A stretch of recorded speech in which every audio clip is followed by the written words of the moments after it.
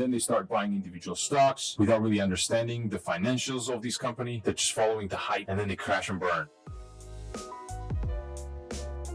So you want to become an investor. In my other video, I already talked about this process, how to decrease the expenses, increase the income, and all these other boring stuff. I'm assuming that you already watched that, so we're gonna go straight into this stuff. First, you need to make sure you have a bank account, which I'm sure you do. And if you don't, you need it. Go open one immediately. Second, download the app that will enable you to start investing. There are tons of those. I'm sure you already heard of Robinhood, Webull, M1 Finance. I generally invest with Fidelity app, so I'm going to talk about that one today. The third step is, once you download that app, you need to register for the account, which is very straightforward. You will enter your email, phone number, date of birth, address, social security number, basically everything else that you just used to open up the bank account. It's the same thing. Now, at this step in the app, you're going to be choosing what kind of account you want to open. And I would go with traditional or Roth IRA. You don't have to open like a regular cash account. You'll thank me millions of dollars later. With IRA, you'll get tax benefits. This is often an overlooked point because when you start trading back and forth and hopefully get some gains, you will have to pay taxes off of that. An IRA is same as a cash account as far as trading and all that fun stuff goes. The only difference is that you're getting some tax break. IRA is still an account in that new app that you download. It's just a different packaging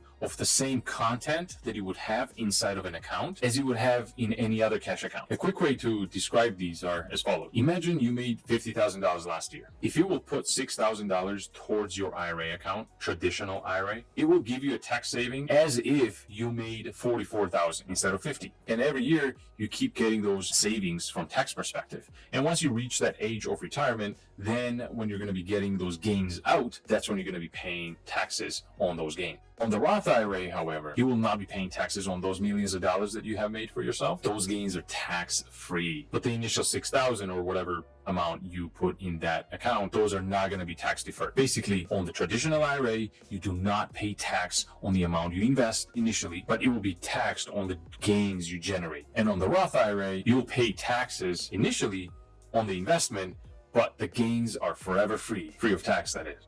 Okay, going back to the steps. Once you open that whichever account, but hopefully IRA account, which is a matter of clicking a couple of buttons, it's not complicated at all, you will then tie your bank account to this newly opened account. Now, transferring money to this account is easy as 1, 2, 3. You just make a couple of clicks and choose the amount to transfer. It will take a couple of days for security reasons, and after a couple of days, your balance will reflect whatever amount you transferred. And this can be as little of the amount as you want. It doesn't matter. It could be $500, $50, or it could be $5,000. The upper limit is $6,000 per person, but there's no low limit. So you can just transfer whatever amount you want as long as you transfer something. You should just start somewhere. And now, a very important step, that if you have this account opened and you have cash transferred in your IRA account, it does not mean that it's just magically generating some kind of gains and is working for you. This is the same thing if you would imagine you have a wallet and you put retirement account or IRA account on that wallet and just keep putting money into that wallet for like next 30 years.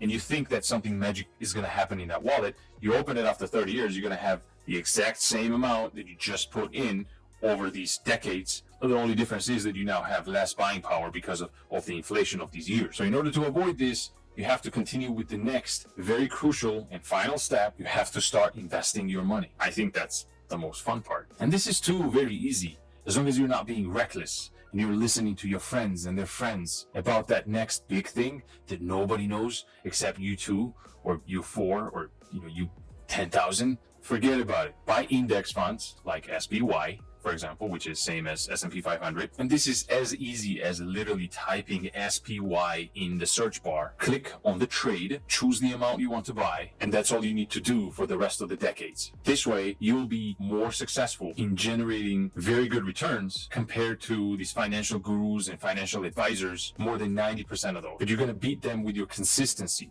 You're just going to have same amount, always on the same interval. Just keep buying that SPY ETF. When it's sunny, when it's rainy, when you're happy, when you're not, just keep buying that same amount with same time intervals, and you'll be more successful than most financial advisors are. It's actually getting dangerous when people see how easy it is and they think, oh, I'm a genius, I got this. And then they start buying individual stocks without really understanding the financials of this company. They're just following the hype, and then they crash and burn. Again, you buy the same ETF, SPY, for same amount continuously, and you don't even have to know more. And that's how you get started with investing. Please consider to like and subscribe. Cheers. I'll see you later.